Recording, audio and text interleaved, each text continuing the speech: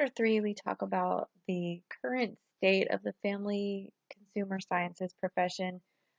It's really a good overview of what the general ideas are. No matter which focus you're working on within the discipline, there's lots of different things you could do with an FCS type of degree. But no matter what your specialization is, these are sort of the foundational ideas, the goals that all of the different specializations are going to be striving for within each type of career. So whether you're an interior designer or a family therapist, these are the goals that kind of connect all of the FCS professions, and the things that we want to be striving for and looking for within our own specializations. So they would look very different depending on what type of job you have, but these are the basic ideas and foundation of how we're going to be going about our professional work in being able to strengthen families.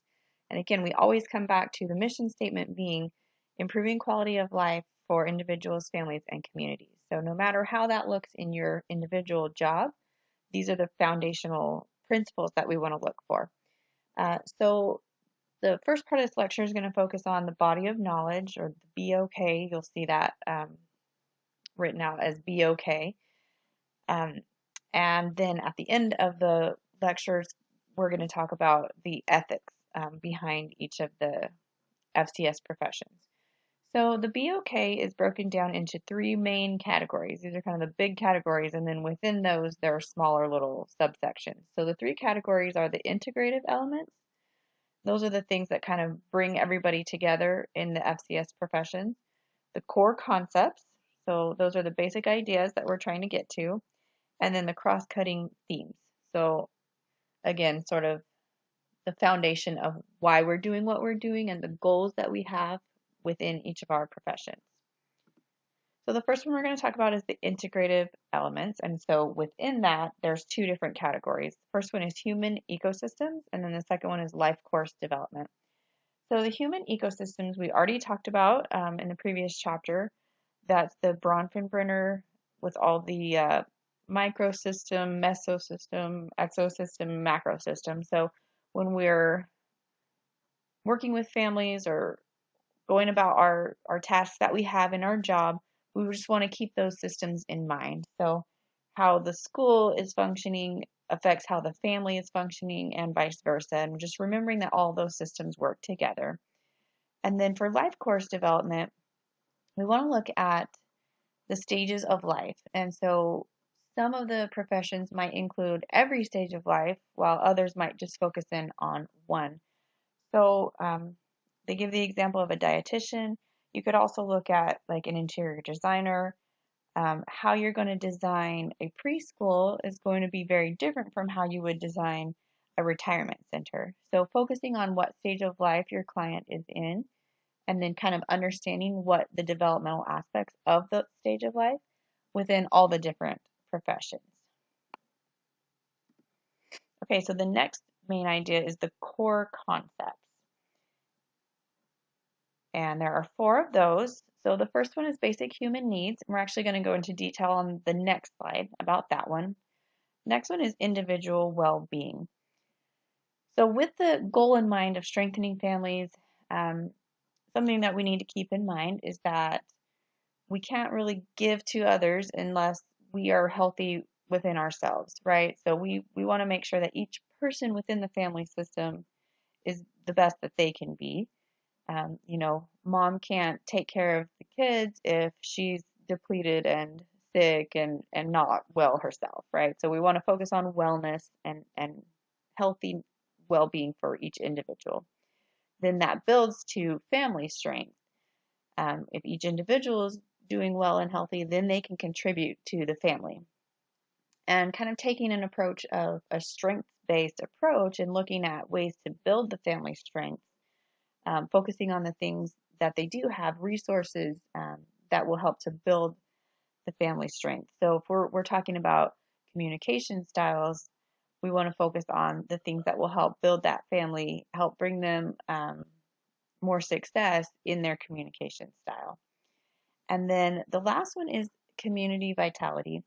So the community is a very important part of helping to build the family system because the community can provide a lot of resources. So if we're in a strong and active community, that can really help out families. If there's great parks to go to or a lot of programs at the library that help your family with different things that they're needing, there's all kinds of resources that come from a strong and healthy community. And on the flip side of that is if the community is lacking in all of that, then the family really doesn't have anywhere to turn. When you talk about things like after school programs or things like that, sometimes, for a single mom or a single dad, an after school program at the local rec center can be a huge game changer for their day-to-day schedule. That could really help relieve some of the stress off that family. So that's something that's coming from the community. So as FCS professionals, we want to try to do things that are going to help build that sense of community and help to improve those programs that are going to be resources for families. So back to the basic human needs that we talked about on that very first one. This is Maslow's hierarchy of needs. Um, so the idea behind this is that the basic needs are at the bottom, and then kind of as you go up the hierarchy, up to the top of the triangle, those are kind of like the most furthest out kind of needs. And you'll see this model in a lot of different family science classes. It's a very popular and important kind of model to understand. So at the very bottom, we have physiological needs, and then we've got safety, and then in the middle is love and belonging, and then self-esteem, and then the very top one is self-actualization. Self-actualization would be that all of the other needs are met, and then we can kind of focus on these sort of higher level ideas, spirituality and creativity and things like that. So the basic idea is we really can't worry too much about, some type of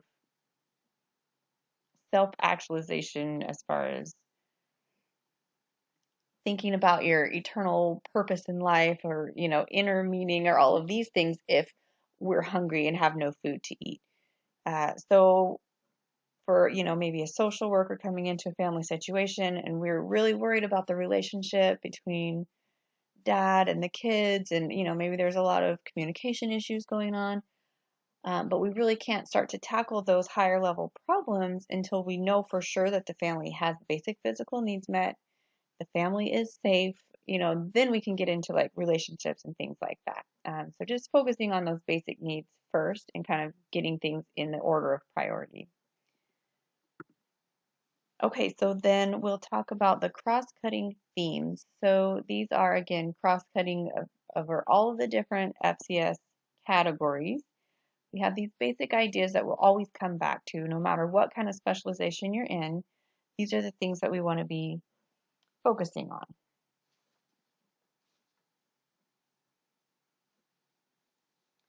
So the first one would be wellness. And again, this is kind of what we already talked about as far as, building individual strengths and taking care of basic needs. Um, Families and people are going to be able to do a lot more with their resources if everything's going well and their health is good and their emotional health is good and things are balanced and stable. The appropriate use of technology is actually becoming a lot more prevalent and important in our society today as we see, um, you know, phones and tablets and whatever kind of devices that we've got going on have really taken a huge front seat of our family lives. The technology has, in some cases, kind of taken the place of a lot of different things. Um, and technology can be very good and help families, but appropriate use of technology, setting boundaries and making sure that everyone is using it safely and correctly as far as um, what they're putting out on social media or what we're allowing our children to see and all of that kind of stuff. So it's definitely become a huge issue with FCS careers in making sure that technology is being used appropriately. The global interdependence, this kind of idea of that we're all one big system and that what's happening in our country can affect what's happening in other countries and vice versa, and that we kind of want to see that global community, that we care about people that are not right next door to us, and being able to see that something that's going on across the world really can affect us here and vice versa. Um, Sustainability for resources. So this is just, taking care of what we have and making sure that we are thinking about the next generations and trying to take care of our earth and all the resources that we have, and making sure that we're using those in the best ways possible. Then the last one is capacity building. So that might be a little confusing to understand what that means, capacity building. So basically, the idea is we're trying to increase a family's capacity to do something. So if a family has a low tolerance for stress, and any little stressor that comes into the family kind of sends them into a tailspin and they don't know how to handle it, as an FCS professional, what we want to do is increase their ability to handle that stress. It could be problem solving, it could be increasing people's capacity to serve in their communities. Whatever those goals are, we're trying to give families resources so that they can be able to do more with what they have. So then the last part of this chapter is talking about professional ethics. These are kind of self-explanatory, and this goes for a lot of professions, that we just have to make sure that we're having integrity in what we do when we're dealing with families. And a lot of the things that we might come across in our careers would be sensitive topics, or things that are really difficult for families to go through, and they're counting on us as the family professional to be a person that's trustworthy. So obviously these ethical things are going to be really important in any kind of family science career that you might have. So we've got the 6 pillars, and they're all pretty self-explanatory. We need to be trustworthy, show respect, be responsible, be fair. We want to treat everybody in the same way, not play favorites as far as, I'm going to take better care of this client because I like them better. We want to be caring, and then being a good citizen. And that kind of goes back to what we were talking about, is building the community, helping build that community will help strengthen families. So we want to be a good example of how to do that, obeying laws, respecting authority, just being a good neighbor, basically. So all of these different things play into our careers, but also just kind of in how we're living our lives. And then a few more ethical principles that we need to think about when we're specifically in a professional setting. Honesty is obviously self-explanatory. Part of any job is to make sure that you're always telling the truth. Non-discrimination, treating each of our clients the same regardless of their race or their religion or their gender or whatever. Confidentiality can be a big one, especially in work with like family therapy or social work or things like that. That client confidentiality that's what helps to build that trust. And there are, a lot of regulations as far as things that we can share and things we can't. Even as a teacher, I have to be careful about this. I can't, tell somebody what grade you have in this class, things like that. We just have to make sure that we understand within our own job what are the confidentiality rules that we have to abide by, and just make sure that we're keeping that with every client. Competence is that you need to be up to date on your field. You need to know your stuff.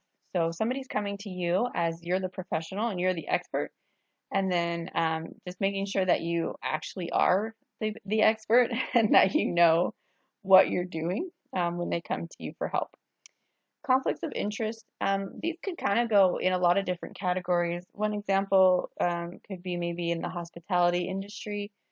If you're like a travel agent or something like that, but your family owns a resort hotel, so you're going to tell all your clients to go to this hotel that your family owns.